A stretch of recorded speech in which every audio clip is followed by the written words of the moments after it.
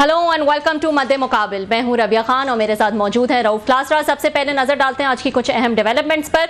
भारत की आबी दहशतगर्दी और कश्मीर का मुकदमा पेश करने के लिए साबिक वजीर खारजा बिलावल जरदारी ने अमरीका में अहम शख्सियात से मुलाकातें शुरू कर दी।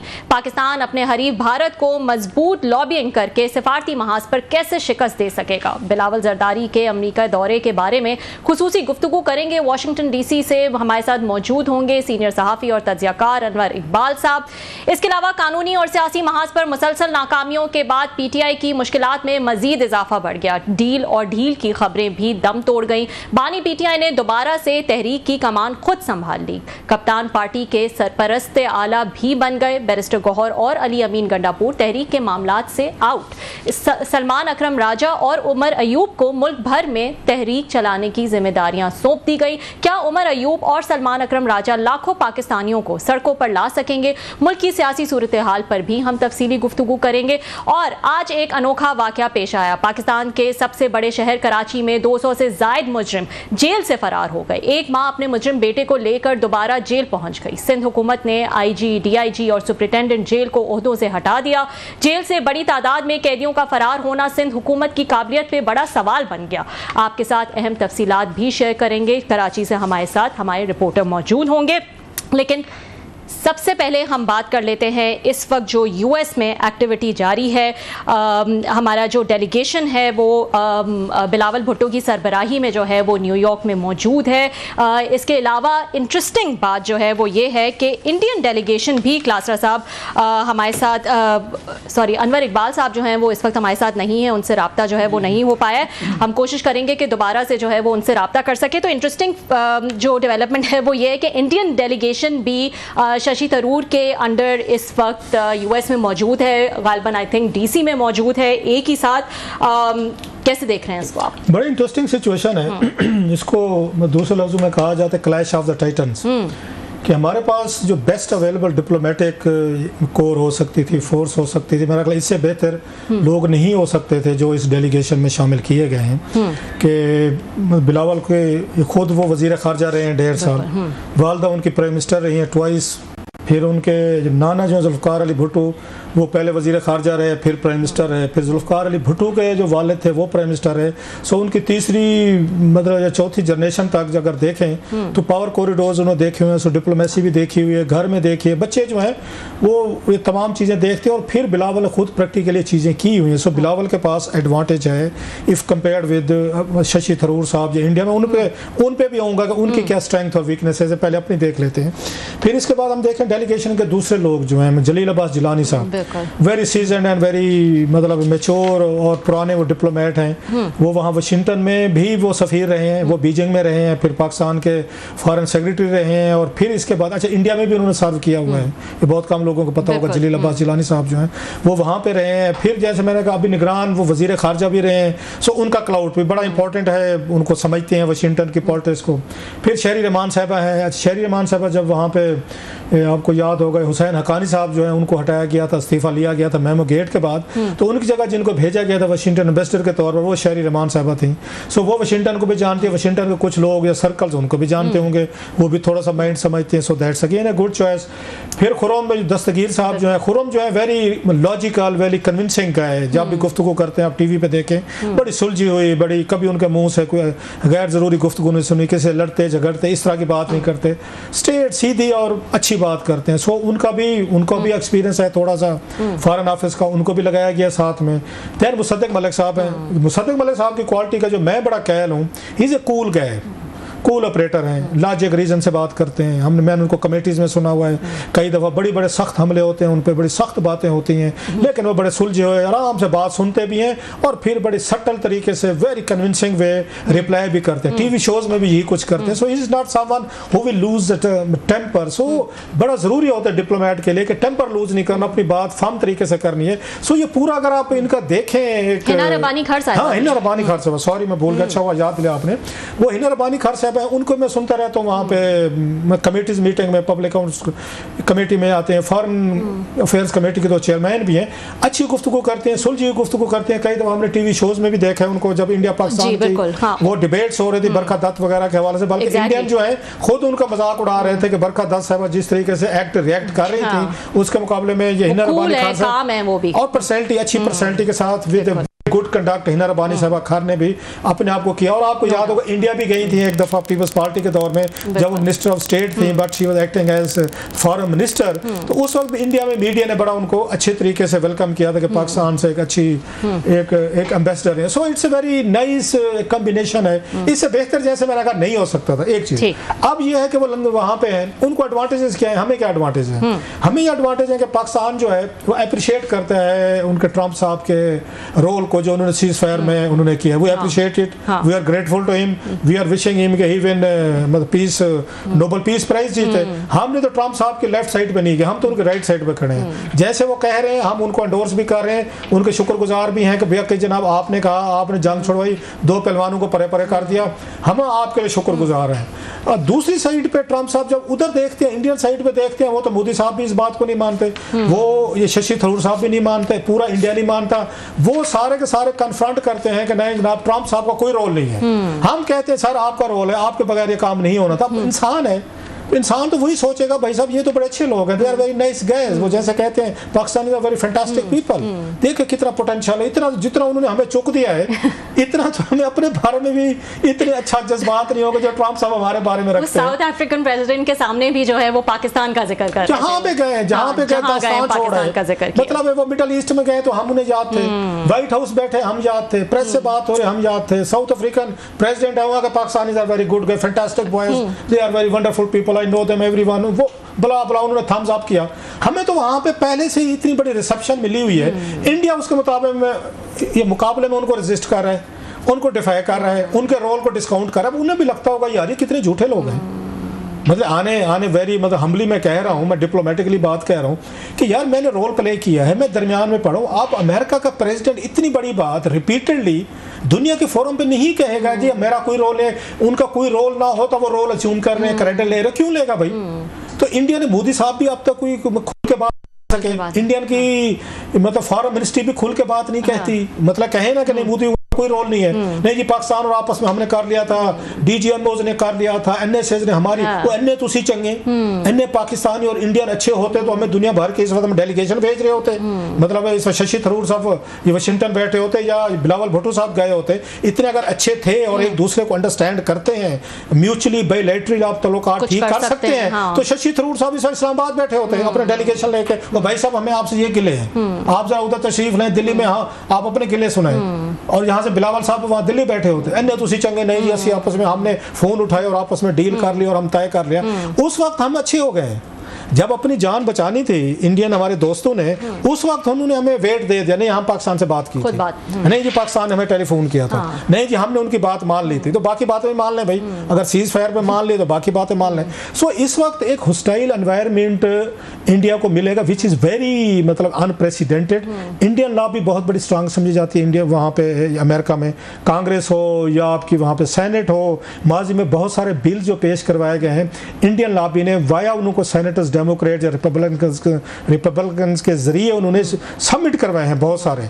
लेकिन अब की दफ़ा देखा है कि इंडियन लॉबी भी बुरी तरीके से नाकाम हुई है, कोई वहाँ से बहुत बड़ा ब्रेक थ्रू नज़र नहीं आया। किसी सेनेटर ने पाकिस्तान को कोई बुरा भला कहते हमने नहीं सुना, वो इंडियन की सपोर्ट या साइड लेते हुए कि बहुत बड़ा ग्रुप था, हालांकि पहले इंडियन का प्रो ग्रुप था कांग्रेस में जो उनको सपोर्ट करते थे। सो ये वो एडवांटेजेस हैं जो पाकिस्तान को इस वक्त बिलावल भुट्टो साहब को मिले हुए हैं, खुशकिस्मती से कि इस वक्त ट्रंप साहब हम पे मेहरबान हैं because of Indians stance. Plus ये शशि थरूर साहब ने जो ट्रंप साहब के बारे में गुफ्तगू की है वो भी वो देख चुके होंगे, वो जो क्लिप आया था कि उन्होंने ट्रंप साहब के बारे में कोई अच्छे अल्फाज नहीं कहे। और शशि थरूर साहब हैं, उनकी कंट्राडिक्शन बड़ी खौफनाक है। एक तो उनका हमने समझा था कि वो पढ़े लिखे आदमी जो कि हैं, 12-13 किताबों के मुसन्निफ हैं, अवार्ड लिया हुआ है, 22 साल की उम्र में PhD की, यही क्रेडिट हैं, 4 दफ़ा MPA रहे हैं, करेला से वहाँ से हैं, रियासत पढ़ी लिखी स्टेट है, 100% लिटरेसी है, खुद बहुत अच्छे मुकर्रर हैं, इंटरनेशनल लेवल पे क्लाउट है, उनके बड़े क्रेडेंशियल्स हैं।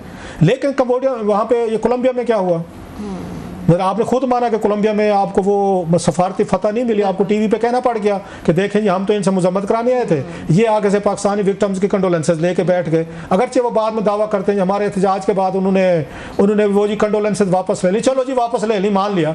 आपको धचका तो लगा। अभी आप वहाँ पे अमेरिका आए हुए हैं, आप उस ट्रम्प जिसकी हिमायत लेने गए हैं उसके खिलाफ तो आपने तकरीरें की हुई हैं कि बंदा ठीक नहीं है। और अभी बात की इन्होंने इंटरव्यूज में शशि थरूर साहब ट्रम्प के खिलाफ जो है वो अभी रिसेंटली ही बातें की हैं, जो इंटरव्यूज दिए हैं। अब दूसरी तरफ उनकी जरा समझदारी देखें जो उन्होंने की है मोदी साहब ने। मोदी साहब पे बहुत बड़ी तनकीद आ रही थी कि भाई साहब आपके जयशंकर साहब जो हैं जिनको मॉडर्न डे आप हेनरी किसिंजर से काम तो समझते नहीं हैं, तो हेनरी किसिंजर साहब तो दुनिया को मुतमिन करने में नाकाम रहे हैं। मोदी साहब का बहुत बड़े दोस्त थे, तल्लुकात थे, 56 इंच की छाती थी, ये तो फिर दुनिया तो मतलब ये तो अकेले रह गए। ना रशिया इनके साथ है, ना यूके साथ है, ना यूरोपियन साथ है, ना अमेरिकन साथ है, तो फिर साथ में कौन है? चाइना साथ तो खैर चलो नहीं है, तो साथ में कौन है? वो कहते दुनिया में एक मुल्क भी नहीं है। इवन वो कह रहे थे, उनके तबसा निगार में टीवी पे सुन रहा, उन्होंने नेपाल जैसे मुल्क ने आपकी सपोर्ट नहीं दी। चलो पाकिस्तान के साथ 4 मुल्क खड़े तो हो गए, 4 मुमालिक थे, 3 थे, 2 थे, जितने भी थे, कुछ 4 तुर्की ने ऐलान कर दिया, चाइना ने कर दिया, कह दिया ना कि हम अजरबैजान ने कह दिया कि हम पाकिस्तान के साथ खड़े हैं, तो खड़े थे ना।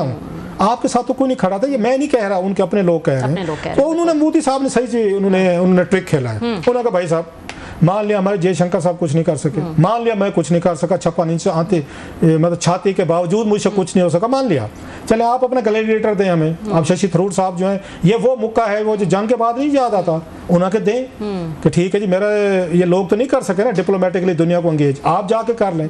तो शशि थरूर साहब जिस तरीके से गए हैं, अब शशि थरूर साहब ने बुक्स लिखी हुई है नरेंद्र मोदी साहब पे, उनके खिलाफ लिखी हुई है, बीजेपी के खिलाफ लिखी हुई है। और कंक्लूजन क्या है उनकी बुक्स का? वो कहते हैं अगर बीजेपी और आरएसएस का जो मॉडल है जिसको मोदी साहब चला रहे हैं, इसकी वजह से इंडिया का मुस्तकबिल वो नहीं है, इट्स इन डेंजरस हैंड्स, मुस्तकबिल महफूज नहीं है। ये उन्होंने मोदी साहब बीजेपी और आरएसएस के बारे में, ये शशि साहब के अपने अल्फाज हैं, ये मेरे आपके नहीं हैं। तो जिस प्राइम मिनिस्टर को आप इंडिया के लिए खतरा समझते हैं, उसकी जाके आप वो डिफेंड कर रहे हैं पॉलिसीज को। मान लिया कि आपका मुल्क है, आपको बिल्कुल उनके मफादात को आपको प्रोटेक्ट करना चाहिए, आपको बिल्कुल इंडियन स्टांस को प्रमोट करना चाहिए, लेकिन कोई इंटेलेक्चुअल कोई ऑनेस्टी भी होती है। आप ये कहते हैं कि मैं बिल्कुल इंडिया के साथ हूं, इंडिया मेरा मुल्क है, इट्स माई मदरलैंड। जो मोदी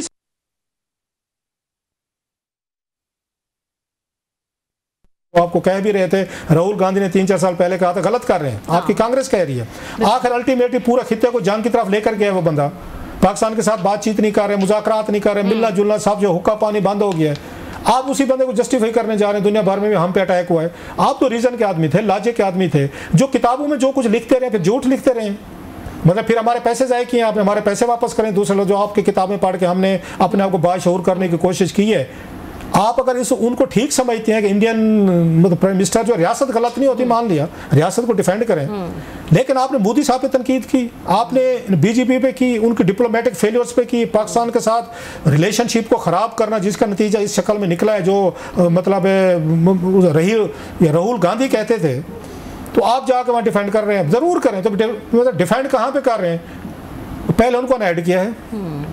मैंने कहा मोदी साहब ने मैं समझता हूँ उन्होंने जैसे इनसे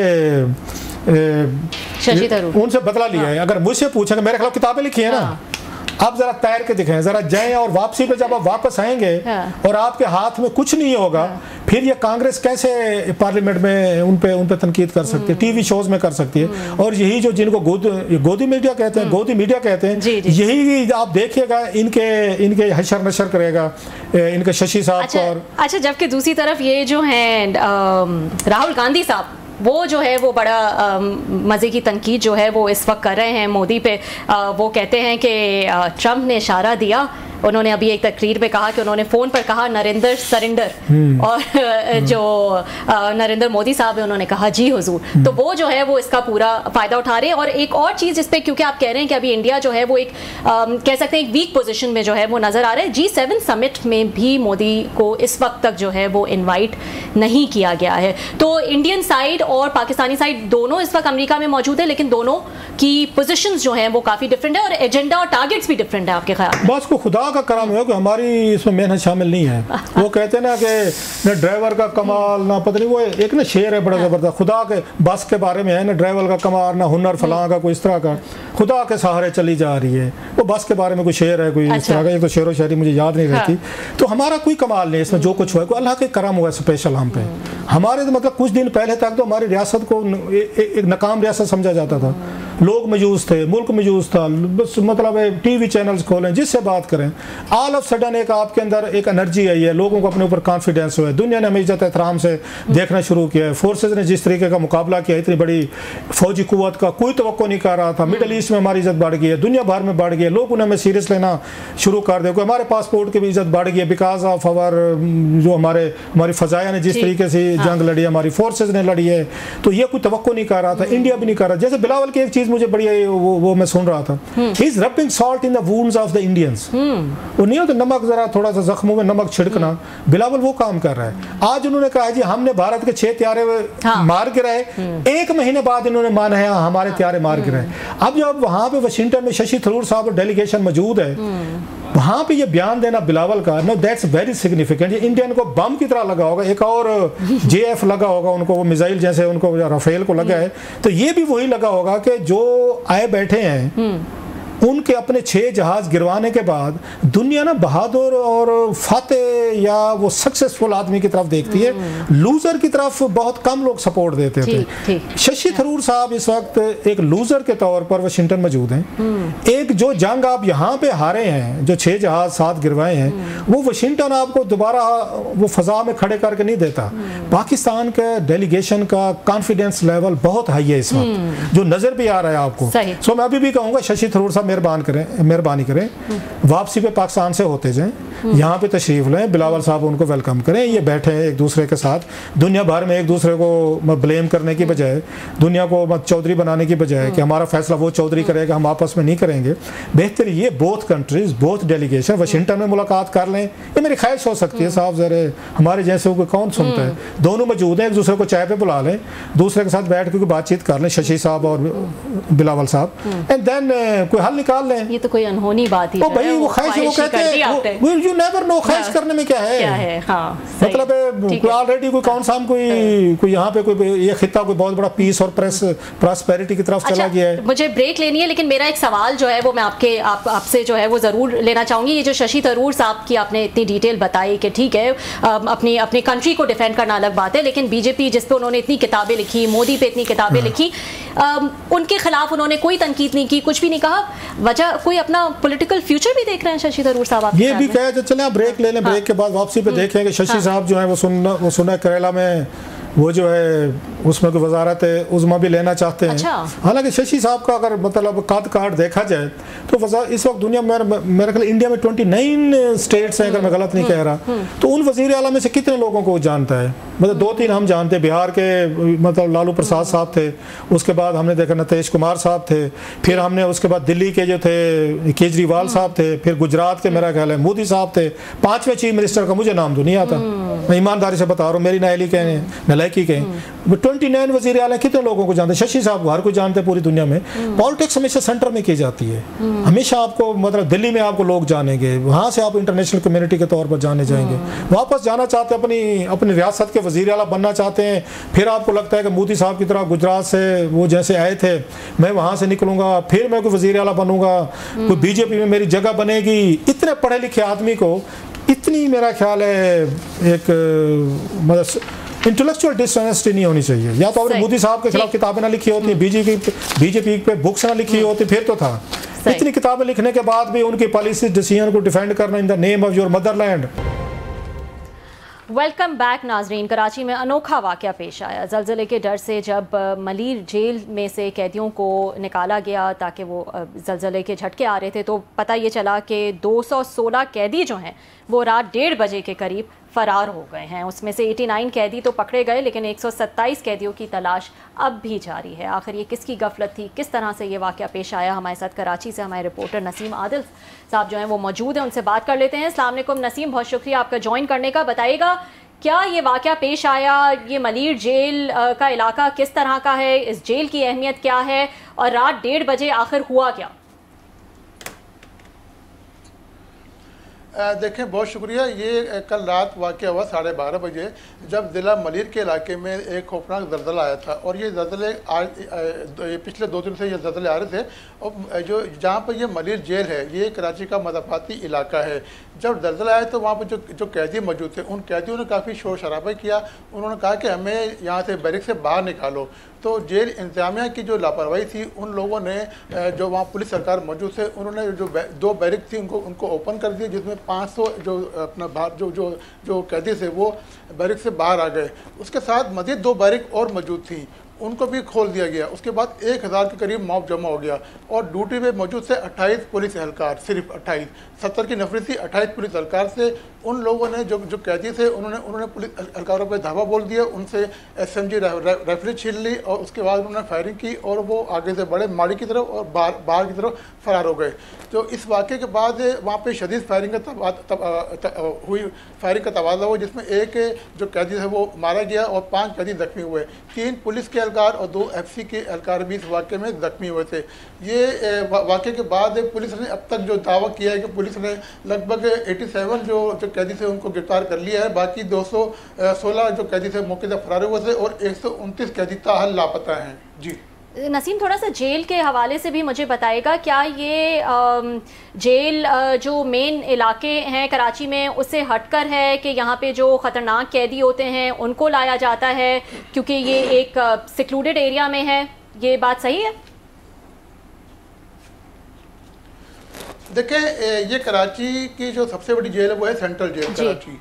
उसमें जब कैदियों की जब खपत ज़्यादा होगी तो ये 1950 की दहाई में ये एक कराची का मज़ाफ़ाती इलाका है, डिस्ट्रिक्ट मलिर। वहाँ पर ये मलिर जेल को कायम किया गया था और इस जेल में इसकी एक हिस्ट्री है, इसकी एक तारीखी एक ये जेल है कराची का, जहाँ पे मौजूदा वज़ीर-ए-आज़म मियाँ मोहम्मद शहबाज शरीफ, साबिक वज़ीर-ए-आज़म मियाँ मोहम्मद नवाज शरीफ, शाहिद खाकान अब्बासी, साबिक वज़ीर सिंध गौस अली शाह, आफाक अहमद, सैफुर रहमान और साबिक आजी सिंध से कराची के राना मकबूल, वो यहाँ पे कैद रहे हैं। तो ये इसकी एक तारीखी हैसियत है और यहाँ पे जो गुंजाइश है कैदियों की वो 6000 कैदियों की यहाँ पे गुंजाइश है।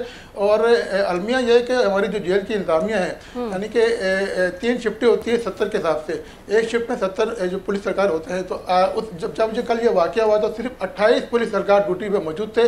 जो 1000 के जो कैदी थे उनको वो कैसे काबू कर सकते थे? तो जो तमाम कैदी थे वो वहाँ से बासानी फरार हो गए।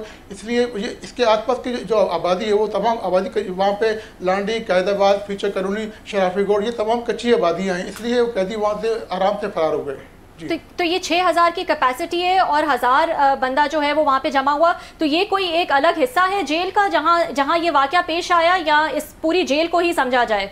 क्योंकि आप कह रहे हैं कि 1000 लोग जो है वो वहाँ पे मौजूद थे।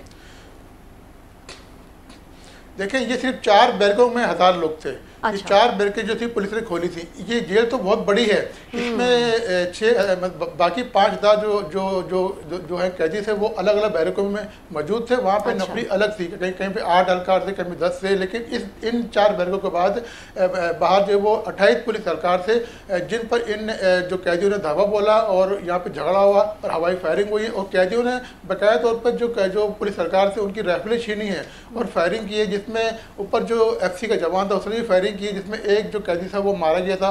और अब तक की जो इतलात है, पुलिस ने लगभग 87 जो कैदी उनको गिरफ्तार कर लिया, लेकिन अभी भी 129 जो कैदी हैं वो लापता हैं। ठीक जी।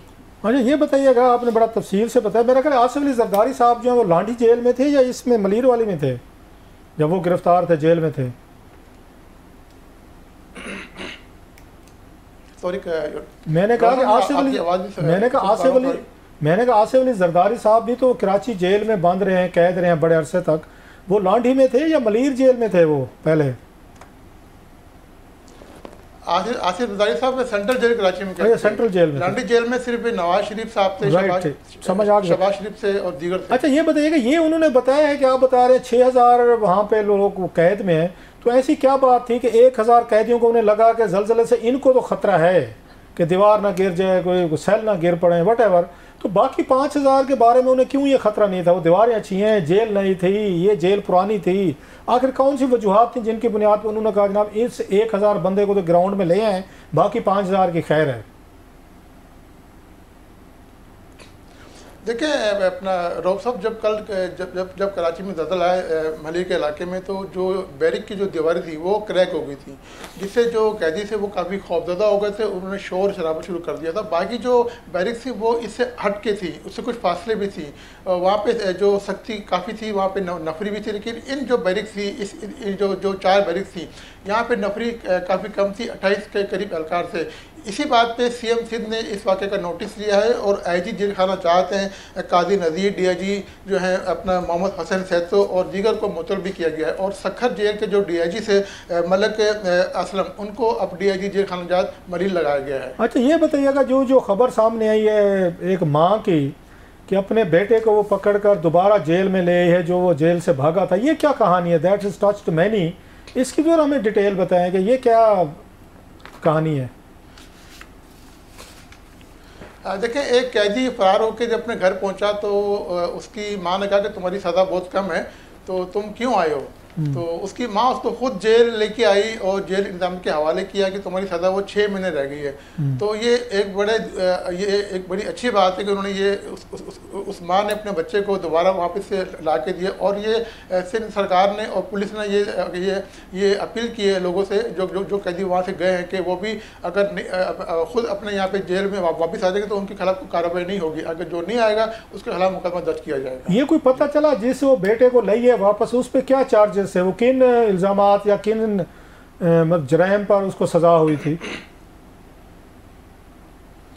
वो स्ट्रीट क्राइम के वाक़े में पुलिस ने उसको गिरफ्तार किया था ज़िला किमाड़ी में, और उसके बाद से एक पिस्तौल बरामद हुआ था। ये तकरीबन 6 महीने से इस जेल में मौजूद था। और इस जेल के अंदर मामूली नौयत के जो कैदी होते हैं, जिसमें स्ट्रीट क्राइम हो गया, मंशियात के आदी हो गए, चोरी चकारी के कैदी, वो इस जेल में मौजूद होते हैं। कोई इसमें संगीन मुकदमात में जो मुलविस जो कैदी हैं वो इस जेल में नहीं होते हैं। तो आपकी कोई उनसे बात हुई, उनकी माँ से, वालदा से, कि इतनी बड़ी, मतलब हमारे यहाँ तो अनयूजुअल सी बात है कि कोई माँ जो है अपने बेटे को कैल करे, और बेटे को भी दाद दूंगा मैं कि उसने माँ की बात मानी कि वापस वो जेल में आया। तो कोई डलाक का पता चला कि माँ ने अपने बेटे को कैसे कैल किया, राज़ी किया, या बेटा फिर वहाँ से नहीं भाग गया कि तू अच्छी माँ है, मैं जेल से भाग गया हूँ, तू मुझे दोबारा वापस लेकर जाना चाहिए? ये तो एक फिल्मी सी कहानी लगती है। और कोई उनकी वालदा का ये जो जेस्चर है, ये तो बहुत बड़ा जेस्चर है। कोई पता चला आपका कि क्या डायलॉग हुआ बिटवीन मदर एंड सन? ये तो बहुत बड़ी, इस पे दूसरे लफ्ज़ों में फिल्म लिखी भी जा सकती है और फिल्म बनाई भी जा सकती है इस टॉपिक पे। It's huge. कि बात हुई आपकी उसकी वालदा से? जी बिल्कुल, इनकी वालदा से हमारे जेल के बाहर जब ये इनकी वालदा आई थी और इनके साथ और दीगर भी ख़वातीन मौजूद थी, तो पहले तो उन्होंने उनसे बात की पुलिस सरकारों से कि भाई अगर मैं बेटे को आपके हवाले कर दूं तो उसे आप कुछ करेंगे तो नहीं? तो उसकी करने से मुराद है मार पीट नहीं करेंगे, आप बेटे को हमें दे दें। मतलब मार पीट नहीं करेंगे, जो मार पीट की जाती है, मार पीट नहीं करेंगे। हाँ ठीक है, बिल्कुल बिल्कुल ऐसे ही मारपीट नहीं करेंगे। इसमें से तो उस यकीन दहानी पे उन्होंने जो बेटे को पुलिस के हवाले कर दिया, वो बेटा भी अपना बैरिक में मौजूद है, वो वहाँ पे मौजूद है।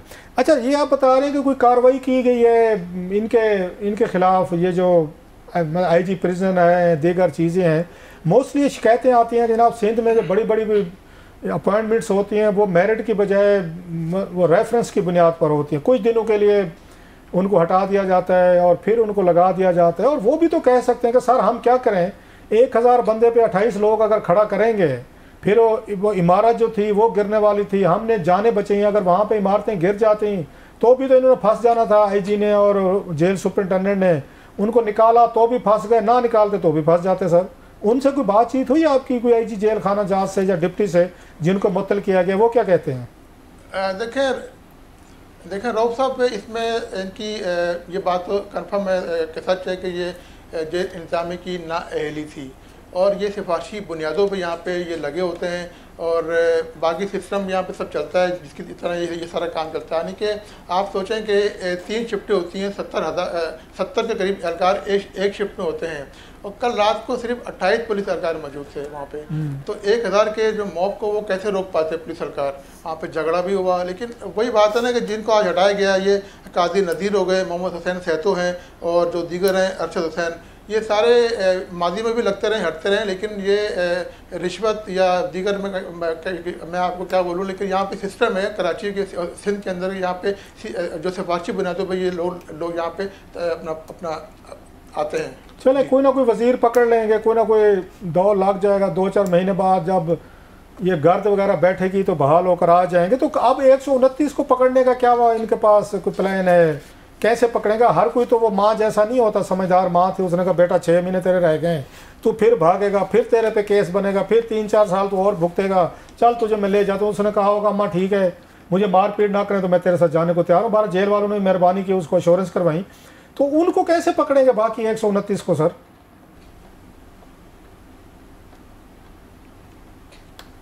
अब देखिए पुलिस की जो कराची भर की जो पुलिस है उसको कराची पुलिस चीफ और आईजी सिंध ने ये आर्डर दिया है कि तमाम जो कराची के दाखिली और खारजी रास्ते हैं उनको बंद किया जाए। अच्छा, तमाम के एड्रेस पुलिस के पास मौजूद हैं। जो कैदी भागे हैं ना, अच्छा। उनके घरों पे भी छापे पड़ रहे हैं, लेकिन कई कैदी वहाँ से गिरफ्तार भी हुए हैं, लेकिन बाकी कैदी उस वक्त घरों पर नहीं पहुँचे हैं। जब वो जेल से भागे तो कोई बिनियान में था, कोई चप्पल में था, तो वो जहाँ पर जिसका मुँह था वो उस तरफ भाग गए। जो कच्ची बातें, क्योंकि ये जो मेन नेशनल हाईवे यहाँ से अंदरून सिंध का रास्ता निकलता है और यहाँ से हैदराबाद जा सकते हैं आप, सिंध के जो कई शहर है वहाँ पे आप जा सकते हैं। तो अब ये कैदी कहाँ गए? इन कैदियों को नहीं पता था कि जनाब के पहला पुलिस छापा उनके घर पे मारेगी, तो सबसे पहले सीधे वो अपने घरों में गए हैं आने लेटर नोट के। उन्हें तो पता था पुलिस के पास एड्रेसेस हैं, वो तो आएंगे घर पे आएंगे, सो सीधे वो घर पे गए हैं और वहाँ से जैसे आप बताएं पकड़े गए हैं। ठीक है नसीम, थैंक यू, बहुत बहुत शुक्रिया हमें ज्वाइन करने का और डिटेल्स बताने का। नाजरीन एक ब्रेक ले लेते हैं, ब्रेक के बाद हम दोबारा हाजिर होंगे। वेलकम बैक नाज़रीन। अनोखा वाकया पेश आया कराची में। ब्रेक पे जाने से पहले हम बात कर रहे थे अपने रिपोर्टर से कराची से, जो हमें तफसीलात बता रहे थे। 200 से ज़ायद मुजरिम जो हैं वो मलीर जेल से भाग गए हैं। कल रात 1:30 बजे के करीब जो है वो ये वाकया पेश आया है। 89 मुजरिम जो हैं वो वापस आ गए हैं, लेकिन 127 कैदी अभी भी गायब हैं और पुलिस जो है वो पूरी कोशिश कर रही है कि उनको भी वापस पकड़ा जाए। ऐलान भी कराए गए हैं कि वॉलंटरली अगर कैदी वापस आ जाएँ तो उन पर जो है वो मज़ीद चार्जेस नहीं लगाए जाएंगे। इन्वेस्टिगेशन टीम का भी ऐलान कर दिया है शर्जील मेमन साहब ने, और कुछ लोग हैं जिनको फायर भी किया गया है। सुपरिटेंडेंट जेल, आईजी जेल, इनको भी जो है वो अपने ओहदों से फारिग कर दिया गया है। आज के लिए नाज़रीन इतना ही, कल आपसे फिर मुलाकात हो।